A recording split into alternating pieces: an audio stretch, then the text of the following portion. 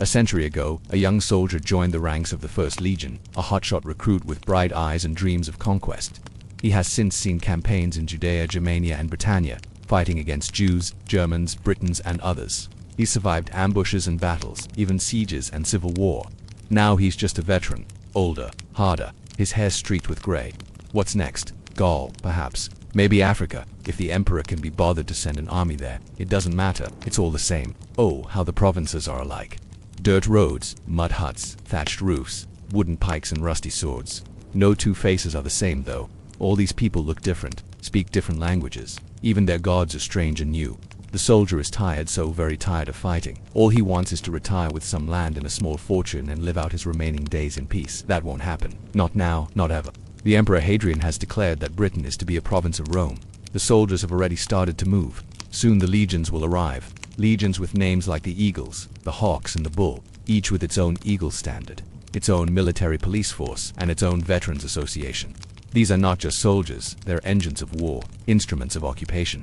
They bring with them centuries of tactics, techniques, and experience that have made Rome the master of the Mediterranean world. The legions are here to stay, and that means staying busy. Every officer and man knows his role perfectly.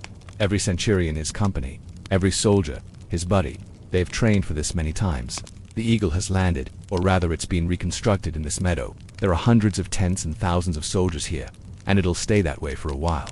The Eagle will be stationed here until the end of the campaign, which could be years, even decades. When the Eagle lands, it means work for everyone. Officers will survey the land, confer with local kings and tribal leaders, and draw up plans of the countryside. Captains and centurions will set up camp and delegate tasks. Soldiers will dig ditches, repair roads, and haul water. Life is tedious, but there's lots of it, so they'll get used to it. Soon, the soldiers will start to march. Under the burning sun, they'll cross hills and valleys, streams and rivers, and even the sea. Whenever the Eagle moves, it takes its standards with it. Wherever it goes, victory follows. Sometimes the soldiers fight barbarians, sometimes they fight fellow Romans. Doesn't matter, victory follows. The troops are disciplined, professional, and they know what they're doing. Their armor weighs about 25 pounds, plus the extra weight of their shields, swords, helmets, and all the stuff they have to carry. To help them march, they wear sandals, wooden helmets, chain shirts, and iron greaves. Some wear masks, too, to protect their faces from sticks and stones. They're almost naked under all that armor, but it keeps them safe. The Eagle isn't scared of anything. Not the forests of Caledonian, not the swamps of Batavia, not even the deserts of Spain. With the Eagle, there is no such thing as bad terrain. There's always a hill to be climbed, a river to be crossed, a tree to be cut down, a village to be ransacked. The soldiers are tough, hardened by years of campaigning. They've left their families and their old lives behind them. They're part of the Eagle now, and that's where their loyalty lies. Most are volunteers, men who enlisted to escape debt, servitude, or a boring life. Others were conscripted, but most of them are happy to be there. After all, they're serving Rome, the greatest city in the world. The Eagle is the best army in the empire. Its soldiers are big, strong, and fierce. They're loyal to Rome and its institutions, its customs and laws. They're obedient to their officers and respectful to their standards. Discipline is strict and severe, but it makes them invincible. Above all, the Eagle is mobile. Its supply and logistics systems are the envy of the ancient world. Soldiers carry their tents and all their gear on their backs. They also have to carry their food and water, because there's no such thing as a support unit. Food is scarce, so everyone must take care of himself. Soldiers forage for wild fruit and nuts, fish and fowl. They eat what they catch, kill, or beg for. Sometimes they get flour, salt, vinegar, wine, and oil, but never enough. The soldiers are hungry all the time. They don't mind. They know that hunger makes them fiercer, more determined. After weeks of marching, the troops reach a new camp. Here, the real work begins. They'll have to build a fort, train new recruits, interrogate prisoners, prepare for battle, and wait for the enemy. This will take time. The soldiers start chopping trees and digging ditches. They also set up watchtowers and guard posts. The Eagle builds everything itself. Its own forts, its own weapons, its own barracks. Nothing is given to them. Nothing is left to chance. They make do with what they have. Soon, the fort is finished. It's big and strong, made of wood and earth. Inside, the Eagle is safe. Outside, the barbarians lurk, waiting for the Eagle to lower its guard. But the Eagle never does. Every soldier is alert. Every centurion is in command. The Eagle sleeps with one eye open, then the drums sound. The soldiers grab their spears and helmets and form ranks. The Eagle is about to strike. The attack is sudden and violent. The soldiers charge out of the fort and into the forest. They shout and scream. Their swords flash and their shields clash. It's ugly, brutal, and effective.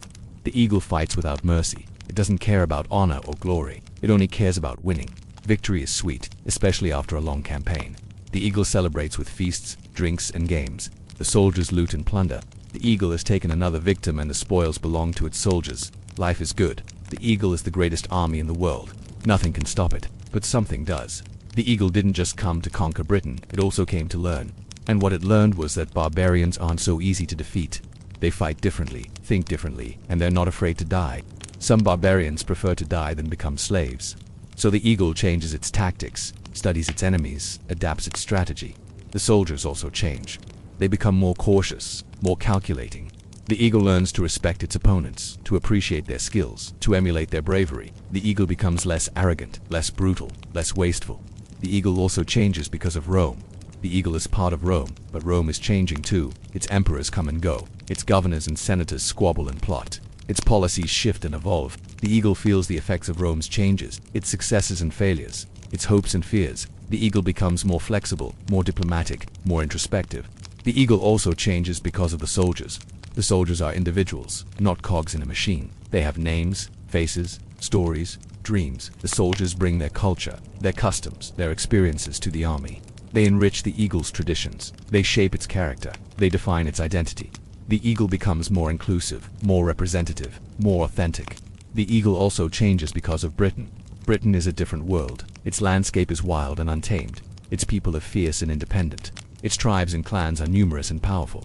Britain challenges the eagle, tests its strength, pushes its limits. The eagle rises to the challenge, grows stronger, expands its horizons. The eagle discovers new resources, new technologies, new allies. The eagle becomes more resilient, more innovative, more ambitious.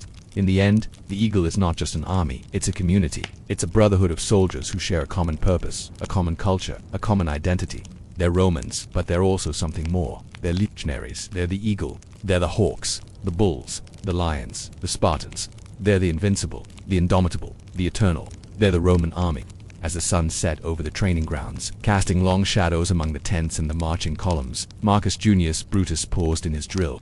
Sweat stung his eyes, but he did not wipe it away. Instead, he watched his men, trying to see if they were as resolute at the end of this long day as when they started. If the men who served under him, under all of them, were faltering, then the whole defense of the Republic might be crumbling.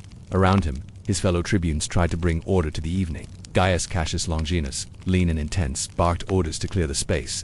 Lucius Tillius Cimber, young and impetuous, gestured wildly with his sword, but it was Marcus Junius Brutus, stern and brooding, who held the attention of the soldiers. Their officers knew they faced an arduous night. An enemy force was approaching, and Brutus's men were exhausted, hungry, and low on supplies. There was little rest for the weary, no quarter given or asked for. It was a fight to the death, yet when the horn sounded, calling the men to arms, there was a murmur of anxiety. A few nervous glances passed, even among the veterans, and Brutus saw it. He felt it himself. This battle, unlike others, had become a test not only of skill and endurance, but of loyalty, of duty, of the very soul of Rome. Who were they fighting for? Who were they prepared to die for? As the sky deepened into night, Brutus looked to his men and spoke.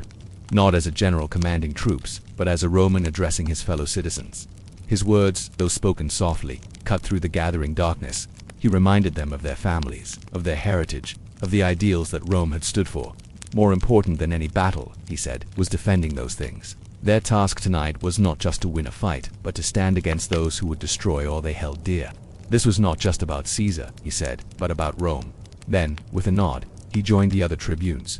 The horn blared again, and the men answered with a roar, a surge of sound that echoed across the valley, carrying with it the hopes, fears, and certainties of a dying republic. Under the cloak of night, the Romans advanced, each step a testament to their devotion, each footfall echoing the heartbeat of a nation on the brink of transformation. In the fading light of twilight, we find ourselves at a crossroads in ancient Rome. The year is 44 BCE, and Rome is in turmoil. Across the Tiber River from the bustling Forum, Julius Caesar returns home after a triumphant victory in the Gallic Wars. He's hailed as a hero, but his adoring crowds are a mere backdrop to a growing storm of discontent among the Roman elite. The Senate, with its hallowed traditions and thirst for power, views Caesar with suspicion. His audacious crossing of the Rubicon, an act that defied their authority and plunged Rome into civil war, has made him a formidable threat. Caesar has amassed unprecedented power. He's defeated Pompey, his former ally, and now stands as the undisputed master of Rome. But this power is a double-edged sword. It's made him many enemies, men who feel that the Republic's delicate balance is tilting dangerously in his favor. Among them are the esteemed senators, the men of the First Order, who believe that Caesar's unchecked ambition threatens to extinguish Rome's hard-won freedoms. In this tense atmosphere, whispers turn to murmurs and murmurs grow into cries for action. A plot is hatched in the Senate, fueled by fear and resentment, aiming to curb Caesar's unbridled power. It's a conspiracy woven by men of honor and conviction, bound by their love for Rome and their belief that Caesar's star has risen too high. And so as Caesar walks the streets of Rome, oblivious to the daggers that await him, the question hangs heavy in the air: will Rome's revered customs and institutions endure, or will they fall victim to the insatiable thirst for power? Only time will tell. And now let us delve into the murky depths of the conspiracy that's forming in the hallowed halls of the Roman Senate, where ambition and fear intertwine to form a deadly plot. In the stifling heat of Rome's Senate House, senators gather in hushed tones, their faces etched with worry, their eyes gleaming with secrets. Among them are men of influence and standing, men who have dedicated their lives to upholding Roman traditions and values. Cassius, driven by his unwavering belief in the Republic's ideals, sees Caesar's unchecked power as a grave threat. Brutus, torn by his conscience and admiration for Caesar, grapples with the morality of their plan. And Casca, swayed by the allure of power and the promise of a restored republic, hesitates at the edge of the conspiracy. The stakes are high, the risk monumental. Yet their determination grows, and as the plot thickens, the senators must confront a haunting question: are they willing to shed the blood of a Roman on the altar of ambition?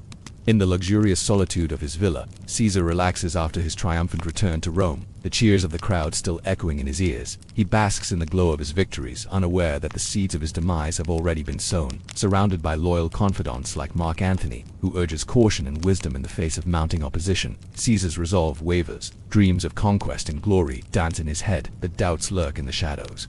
The ghosts of past betrayals and the murmurs of discontent among the senators weigh heavily on his mind. The conspirators watch from the shadows, waiting for their moment to strike. The question on everyone's lips: will Caesar heed the warnings, or will his ambition lead him to his doom? On the fateful day of the Ides of March, fate hangs in the balance. Caesar, accompanied by his wife Calpurnia, who foresees danger and tries to dissuade him from going to the Senate, enters the Senate House. Little does he know that the senators have assembled for a sinister purpose. As the plot unfolds, chaos erupts in the Senate chamber. The conspirators, led by the likes of Brutus and Cassius, emerge from the throng, their faces grim, their intentions clear. Accusations fly, pleas for mercy are drowned out by the clamor of steel. Amidst the pandemonium, Caesar stands defiant, his own weapons nowhere to be seen. The conspirators close in, their eyes burning with zeal, and Caesar realizes that he is trapped. And as the fateful blows land, ending the life of one of history's most powerful men, the entire Roman world trembles on the precipice of change. In the aftermath of Caesar's assassination, Rome reels from the shock of the dictator's demise. As news of his death spreads, the people of Rome are torn between grief and elation. The conspirators, believing they have saved the Republic, struggle to contain the fallout of their actions. Meanwhile, Caesar's allies, led by the cunning Mark Antony and the determined Octavian, also known as Augustus, rally support for revenge. The streets of Rome become a battleground of shifting allegiances, with each faction vying for power. And as the conspirators consolidate their position, the stage is set for a struggle that will determine the fate of Rome. The assassins believed they had preserved the Republic, but they had unleashed forces that would transform Rome forever. Under Augustus's shrewd leadership, Caesar's adopted son, Octavian, emerges victorious in the ensuing power struggle. In the aftermath of the Civil War, Rome is reshaped. Augustus establishes the Pax Romana, a period of unprecedented peace and prosperity, and the Julio-Claudian dynasty, descended from Caesar and Augustus, ushers in a new era for Rome. The assassination of Caesar, though intended to restore the Republic, inadvertently paves the way for the rise of the Roman Empire. Thus, the Ides of March becomes a pivotal moment in history, marking the end of the Roman Republic and the dawn of imperial Rome. In the shadow of the Colosseum, as the roar of the crowd fades into the twilight, a young man named Marcus Junius Brutus stands gazing at the imposing structure. He's haunted by the events of the past year, the Civil War, the assassination, and the profound changes that have reshaped Rome. Brutus's journey began with idealism, a deep love for Rome and its traditions. But as the weight of Caesar's tyranny became unbearable, he joined the conspiracy, believing that he was saving the Republic. Now, amidst the grandeur of the newly constructed Colosseum, a symbol of Rome's enduring spirit, Brutus reflects on his actions. The idealistic youth has aged, his spirit broken by the consequences of that fateful day. The plot that promised to restore Rome's balance has instead tipped it toward a new era, one that will be defined by the rule of Caesar's adopted son, Augustus. Rome is no longer the republic it once was. It's on the cusp of becoming an empire, and in this moment of introspection, Brutus understands the true cost of their actions. He's lost not only his ideals, but his place in Rome's evolving story. Brutus's story serves as a reminder of the complexities of history where noble intentions can lead to unforeseen consequences. As Rome enters a new chapter under Augustus's rule, the specter of Caesar looms large, ensuring that the echoes of the past will continue to shape the future. And so, beneath the watchful gaze of the Colosseum, Brutus's journey comes full circle, a testament to the enduring power of ambition, the allure of idealism, and the inescapable grip of history. Today we're going to talk about the Roman army. More specifically, we're going to talk about one of its most elite legions, the 9th Hispana. But this is not a video about martial prowess or brilliant generals or stunning victories.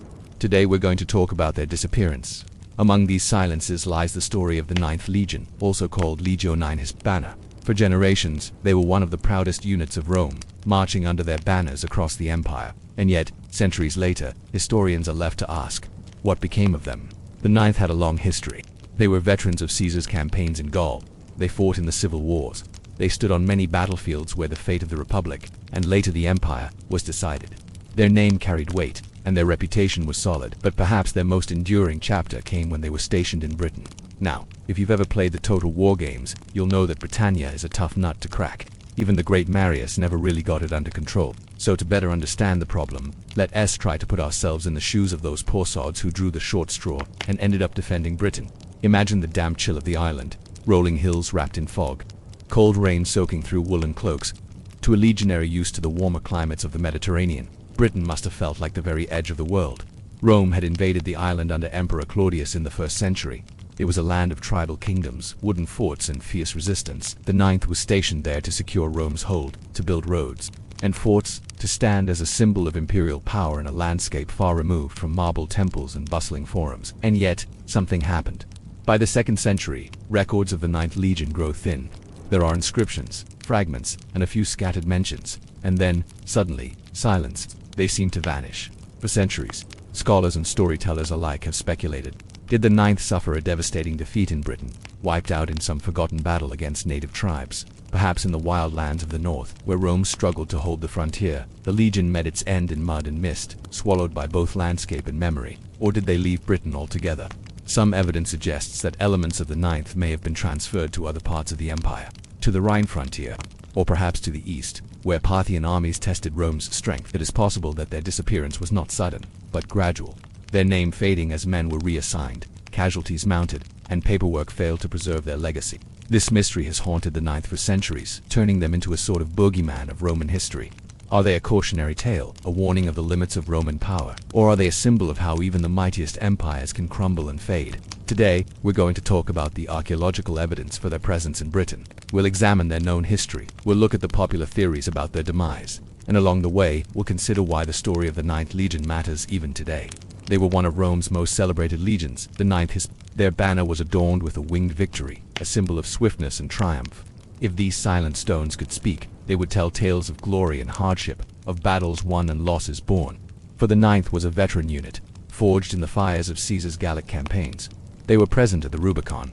Their eagles unfurled as the die was cast, setting the stage for civil war. They marched alongside Caesar's legions, fighting against Pompey's forces in Spain, Africa, and at Pharsalus. Their discipline and courage playing a pivotal role in securing victory. Yet even in the annals of a storied military force, there are chapters that remain shrouded in ambiguity. The 9th Legion's tenure in Britain stands as such an enigma. Their arrival on the island is well documented. Under the Emperor Agricola's command in the early 2nd century, the 9th secured key positions, notably at Ebrach-Hume, modern-day York. Here on the River Ouse, the Legion established a fortress, a bulwark of Roman might in an island still grappling with conquest. The construction of roads, among them the Great Road from Deva Victrix to Saguntium, modern-day Chester, bear witness to their engineering skills and the might of the empire they represented. Yet as the years rolled by, records begin to thin, leaving a chasm of unanswered questions. By the late 2nd century, the 9th Legion disappears from the historical record, vanishing without a trace, swallowed by the mists of time. What happened to the men of the 9th Legion remains a tantalizing puzzle. One theory posits a dramatic end, a complete annihilation in battle against the fierce Brigantes tribe. Their demise, if this were true, would have been a significant blow to Roman authority. Yet no definitive archaeological or historical evidence supports this theory, leaving it as a compelling narrative, albeit one rooted more in speculation than fact. Another theory proposes a more gradual decline, a dissipation into other legions due to transfers, deaths, and administrative lapses. This theory finds support in the fragmented nature of the remaining records. If true, it paints a less dramatic but no less stark picture of an empire's reach exceeding its capacity to maintain. Each theory, while speculative, offers a lens through which to examine the challenges of imperial rule, the complexities of military deployments, and the often tenuous grip on power. The question of their disappearance resonates even today because it encapsulates the essence of the human condition. In the face of the grand sweep of imperial narratives, the personal stories of bravery, duty, and sacrifice are often overlooked. The men of the Ninth Legion, with their lives cut short or futures left uncertain, serve as a poignant reminder of this. Their fate, whether dramatic or understated, is a testament to the unpredictable nature of life and the fragility of existence, even in the heart of an empire. What makes the fate of the Ninth Legion particularly fascinating is the limited physical evidence we have for their actions. Ancient accounts mention their presence but offer little detail on their activities. This absence of records creates a narrative vacuum filled by our own interpretations and assumptions. Historians, archaeologists, and enthusiasts are left to piece together their story using fragments of evidence and drawing connections between the known facts. The result is a tapestry woven with threads of speculation, informed conjecture, and a dash of mystery. In the absence of clear narratives, we turn to material remains. Archaeological findings such as building foundations, coins, and inscriptions offer glimpses into the daily lives of the Legionaries. An inscription on a stone altar discovered at Castle Camps in Cambridgeshire provides one of the most tangible links to the Ninth Legion. Dating back to the early 2nd century AD, the inscription records the dedication of the altar to the gods by the Ninth Hispana under the command of a Quintus Lollius Urgulanus. This archaeological whisper carries echoes of a time and place, providing a link to the human stories behind the Legion.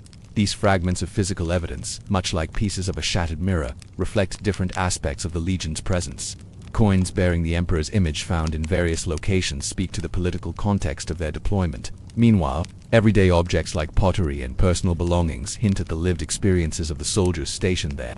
However, the absence of substantial remains also poses unique challenges. The lack of a legionary fortress or large-scale structures within Britain complicates efforts to pinpoint the Ninth's exact location. Without these anchoring points, piecing together their movements and activities becomes a complex puzzle. It's akin to trying to map a journey using only sporadic landmarks. The path itself remains unclear, leaving us to trace a route through the gaps in the records. Despite these challenges, the allure of the Ninth Legion's story persists. The very ambiguity of their tale has ensured their place in history and in our collective imagination.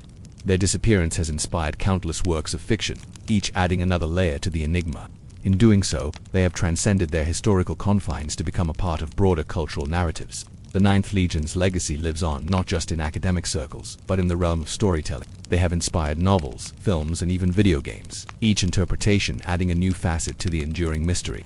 This fascination stems not only from the puzzle of their disappearance, but also from the larger questions their story raises about the nature of power, the complexities of imperial rule, and the human cost of conquest.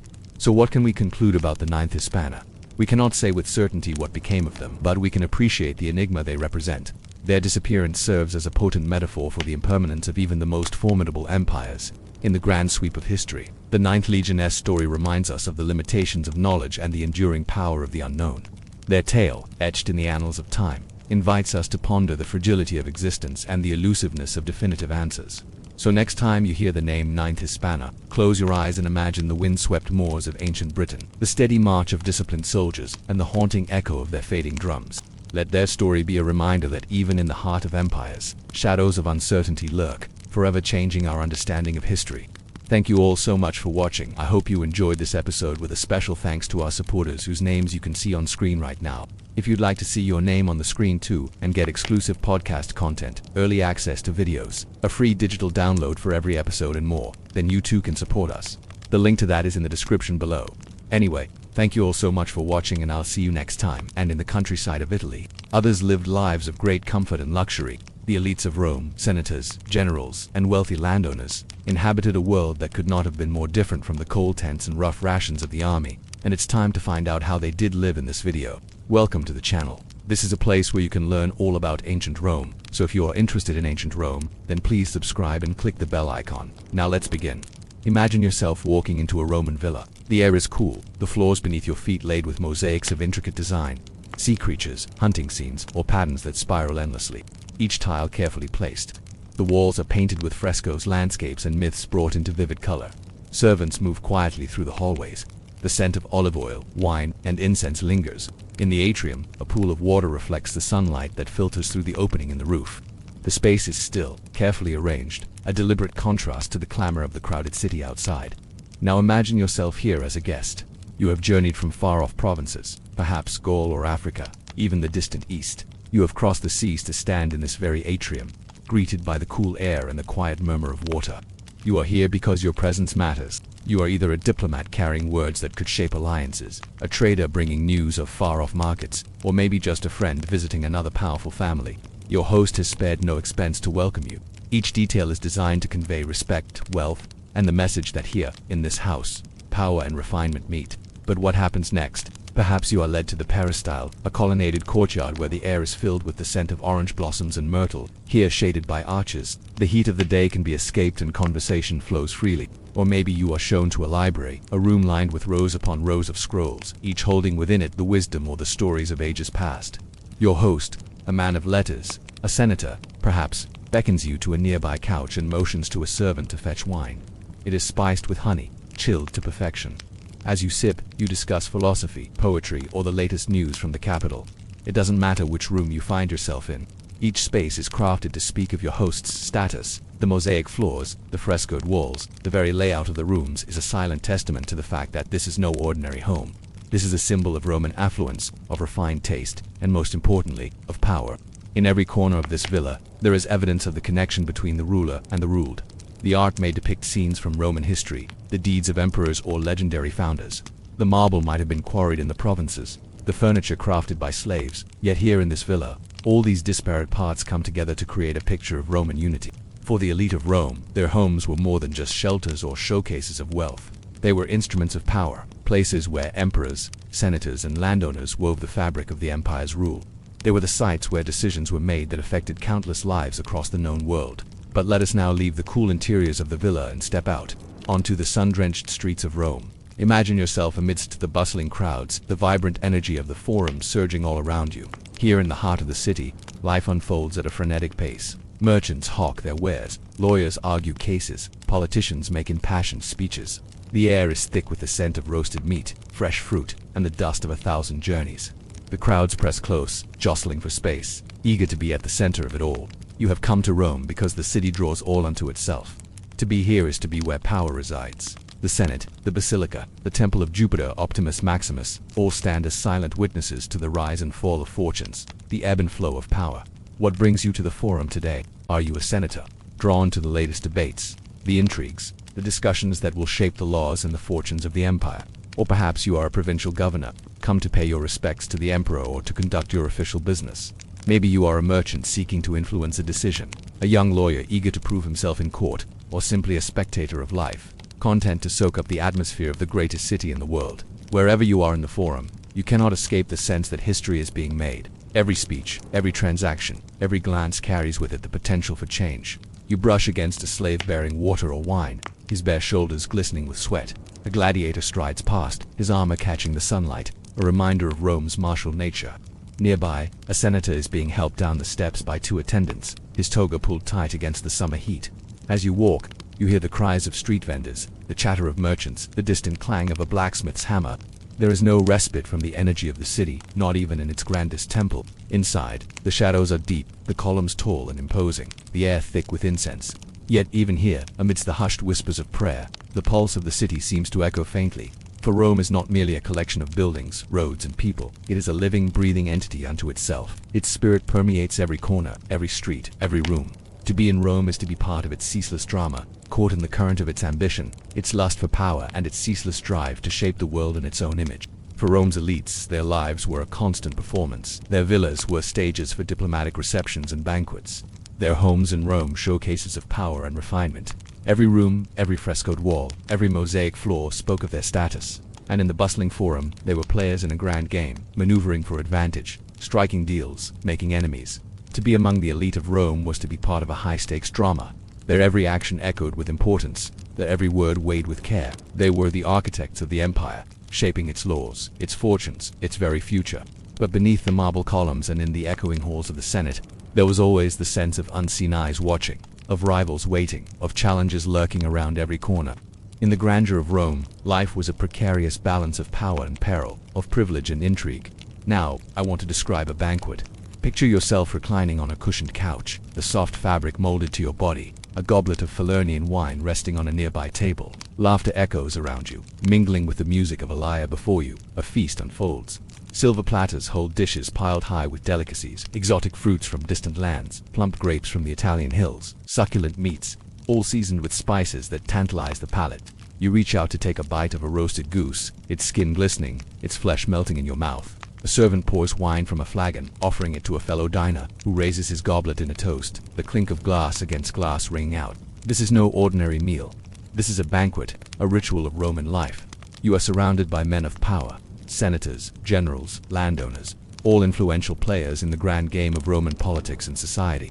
The conversation flows as freely as the wine, touching upon subjects both light and serious. There are jokes and jests, tales of adventure and daring, philosophical musings, and heated debates over the latest political intrigue. The air is thick with the aroma of food and the subtle scent of ambition. Each word spoken, each alliance forged or broken, each glance exchanged holds meaning. Beneath the veneer of polite conversation, there is a constant awareness of the web of power that connects them all. Every dish that arrives is not merely food, but a testament to Roman wealth and indulgence. Imported delicacies from across the empire, from the fertile fields of Egypt to the shores of the Gallic Ocean, all brought to this table to delight the palate. The finest oils, the rarest wines, the freshest fruit, all contribute to a feast that is as much a spectacle as it is a meal. And yet, as you partake in the bounty before you, the opulence around you serves as a constant reminder of the precariousness of your position. The lavish display of wealth attracts envy, and the heights of Roman society are littered with the ruins of those who fell victim to their own success. The feast, like the banquet in the palace, is a microcosm of Roman life. It is a place of luxury, yes, but also of veiled ambition, of power struggles, and of the ever-present awareness of fortune's fickleness. It is a stage where the characters in the drama of Roman life play out their roles, knowing that the audience is always watching. I hope you enjoyed this story. If you did, please show your support by liking this video and subscribing to the channel. Also join our community where you can share your knowledge and experience with other learners just like you. Thanks for tuning in, and I'll catch you in the next video.